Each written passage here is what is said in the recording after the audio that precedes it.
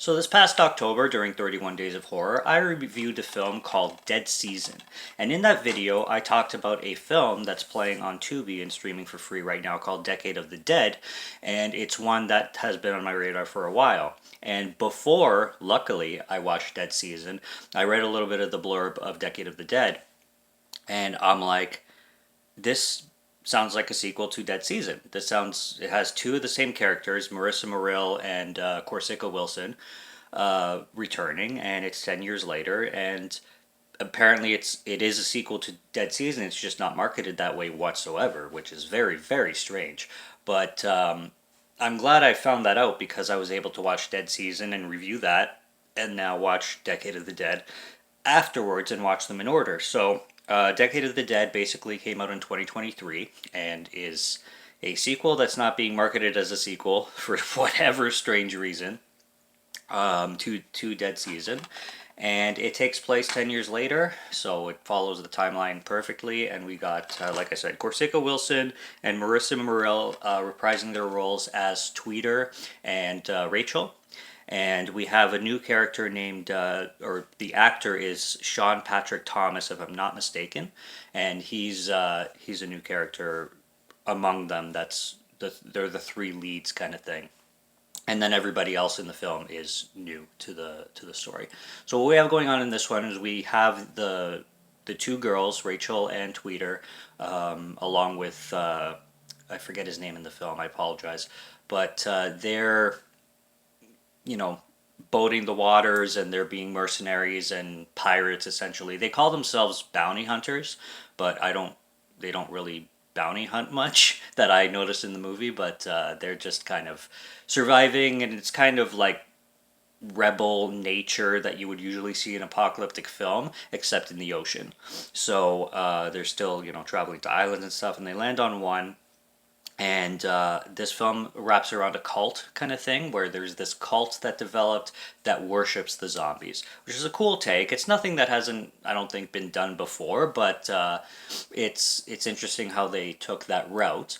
And this cult just basically looks at the dead as, you know, afterlife essentially, and a way to live forever that science didn't do, that nature did, or whatever their belief is in this whole new zombie universe. And obviously they're not a polite and peaceful cult. Clearly they're very violent, they're very territorial, and they're, you know, not very good to the non-believers kind of thing. So our three leads end up in a situation where they have to, of course, deal with the zombies and deal with this cult as well. Now, this film takes the cult approach a little bit more, and that's the true enemy. There is zombie action in this film, but there's not as much zombie action as there was in Dead Season. It's still an enjoyable film, however, and I did have a good time with it, and there's enough zombie action going on to merit everything, and Rachel and Tweeter pick up perfectly in their roles from where they came from. They're so believable, and they're now kind of mother-daughter ish, or older sister, younger sister kind of thing. And yeah, they pick up right where they left off. I just love it. And the character played by Sean Patrick Thomas is phenomenal in what he does, and he's very believable in his relation with the two girls. And in this call too, there's a storyline, and I'm going to throw in some spoilers because this is free on Tubi. You can literally just watch it whenever you want. They end up finding Rachel's sister on the island, and it's discovered that Rachel's sister is one of the bigs in the cult. She's married to the leader of the cult, or she's the woman of the leader of the cult, and she's pregnant. So that takes a whole story, and they actually lured Rachel to this island on purpose because they knew that they were related, and they knew that Rachel could be used to carry forward their mission or whatever, and their sacrifices and stuff. So it becomes this family plot where Rachel, of course, in the first film, never knew where her sister was, and now 10 years later she's discovering for the first time that her sister's still alive. It kind of puts her into shock and emotion, and it gets very dramatic. Like there's a lot of drama in this film too. I enjoyed it not as much as the first one. Like I did, the first one takes the step up, but I also gave this one a 3.5. I don't like giving three scores too much, like 3 stars. I find that an overrated score, so I gave it a 3.5, and it does merit the 3.5. The first one got a 3.5 too, but I think upon re-watches, maybe the first one will get a 4, and this one will get a 3.5. But as of now, they're both 3.5s. But the first one is just a little better because it's just more fast paced. It has a ton more zombie action. With this one, I think the improvements in this one is the budget for sure. The practical effects are beautiful and they do improve in the first film.